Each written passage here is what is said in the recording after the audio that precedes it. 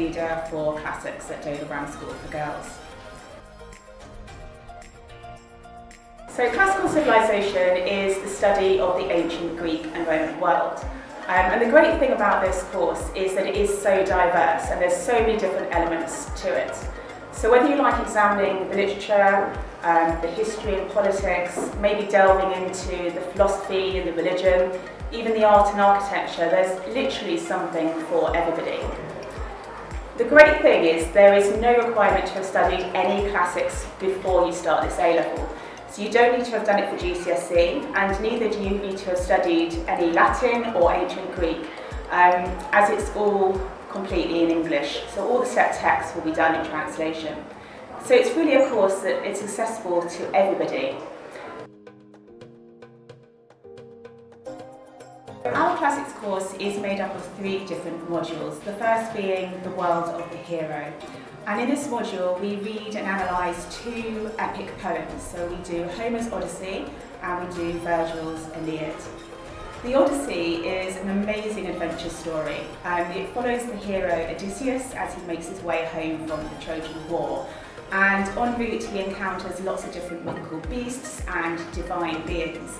And he has to sort of overcome those to be able to get home to his wife. So it's a great adventure story and also a love story too. So Virgil's Aeneid also tracks the hero following the Trojan War. But this epic, as well as having an amazing narrative, also has a lot more historical and political context. So we learn all about Augustus's reforms and what it was like for contemporary society. Module 2 is Greek theatre, and we study lots of different sources, ranging from looking at real theatres to different pots, and then we move on to reading and analysing 2 Greek tragedies and 1 comedy. The Greek tragedies are deeply psychological dramas. For example, we learn about Oedipus, who from birth was fated to murder his father and marry his mother, and he does do this.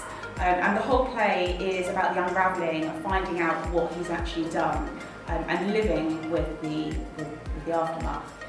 As you can imagine, we get a lot of discussion within this module. Now these plays were never designed to be read, they were designed to be performed and watched by an audience. So we do read them aloud, we try to bring them alive, and wherever possible we try and take you to go and see some of these plays, either at some of our local theatres like the Gulbenkian or the Marlow, and sometimes we manage to go up to London and see some performances there, and this helps to bring the subject to life. Our third module, our final module, is our philosophy module, which is based on Greek religion. And in this one we look at the ways that the Greeks worshipped their gods, but we also look at the ways that religion was governed by politics and social expectation. So it's really interesting for anyone who's interested in history, politics and philosophy. Because classics is such a diverse course, it complements lots of other subjects. Obviously it works well with English and history, but equally it complements philosophy, drama and psychology. And then we also have some students who go down the science route and the maths route, but also want to do something a little bit different. And so we end up with students who actually take Classical Civilisation alongside all sorts of different A-levels. So the skill set that you will acquire during this course can lead you onto all sorts of different career paths. You're going to learn how to analyse sources and sift information. You're going to be persuasive in your language, and therefore your communication and expression will increase.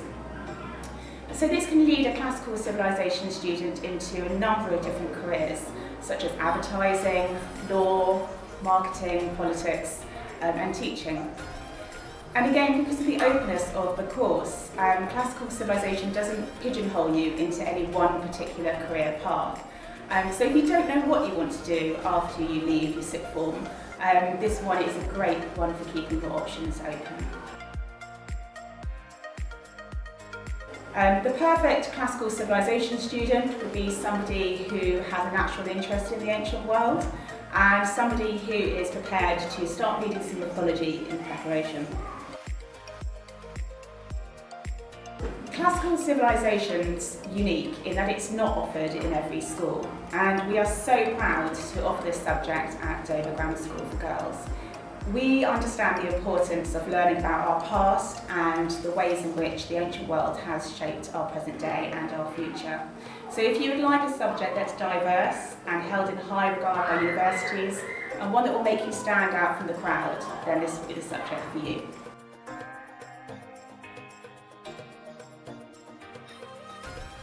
So obviously you're in your second year of Classical Civilisation, so what do you like about the course? I don't know, I always really liked Greek mythology as like a kid. So I think when I learned about it, I really wanted to do it. I really wanted to do it, and I really like the Greek religion side because it's not something you can do in a lot of places. It's only really like here. And I just find it really interesting because it's so different from the history you learn in like 7 to 11. Mm-hmm.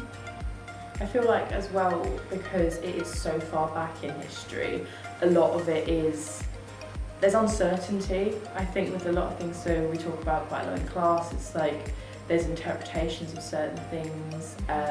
Some people view it as this, some people view it as something completely different because there isn't enough evidence. And I think it's really interesting, especially in class, to have that sort of debate on like the interpretation that we have on certain things. Absolutely. So the fact that it is so far back in time, would you still say it is relevant today? Should people still be studying classics? Definitely. Oh yeah, absolutely. The way it influences like our work, so like especially with like politics, which is so relevant to today. Absolutely. I think it's really important to know where that came from and how we got here in time. Definitely. I think as well, like politics, theatre as well, so much of Greek theatre is still evident today, and it's only when you study classics that you get that kind of understanding of how much of it is related to modern day. Mm-hmm. So obviously we have quite small classes in Classical Civilisation. How do you find that? Do you think that's an advantage? Oh, I definitely think it's an advantage. Like, I feel a lot more supported, there's a lot more like one-to-one and like personal feedback. Definitely, I feel like as well, engaging in group discussions is much easier because there's not so many people that everyone's got an opinion. It's like a nice kind of concise group. We can all kind of respect each other's views and speak about certain things without having the overlapping chatter and it getting a bit manic. Definitely, yeah. How does Classical Civilisation tie in with your other A-level subjects? I think it ties in really nicely with English, especially with like Shakespeare as well. There's a lot of allusions to like classical mythology, so you kind of like have the upper hand with understanding already like what this is, so you kind of like can understand it a bit better than someone who didn't already know like the myths or anything before that. So the crossovers there. The crossovers there, yeah, which is good.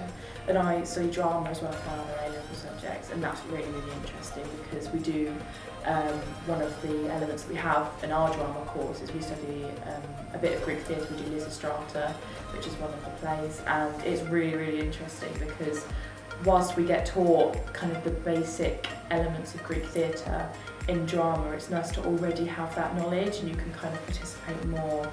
And then also with history as well, it's really interesting because history doesn't necessarily cover that far back. So it's really interesting to have this kind of basis of knowledge of Greek religion, theatre, all of these elements, and then relate it to later time periods in history. It's really interesting to kind of get that comparison. That's great. So do you have any tips for students who are thinking about taking classics? I think the big thing for me is wider reading. Oh, definitely. So you need to kind of like, there's a lot to kind of like manage, but it's fun. Like it's not stressful in any way. It's like it's just such a broad overview, and that's definitely consolidated better if you do your wider reading. If you read up even on things like mythology, which is like quite a basic kind of thing, even if you just have a little bit of extra reading on mythology, helps consolidate your knowledge like a lot better. No, I find my wider reading really fun. Like Peter Jones is really good for wider reading.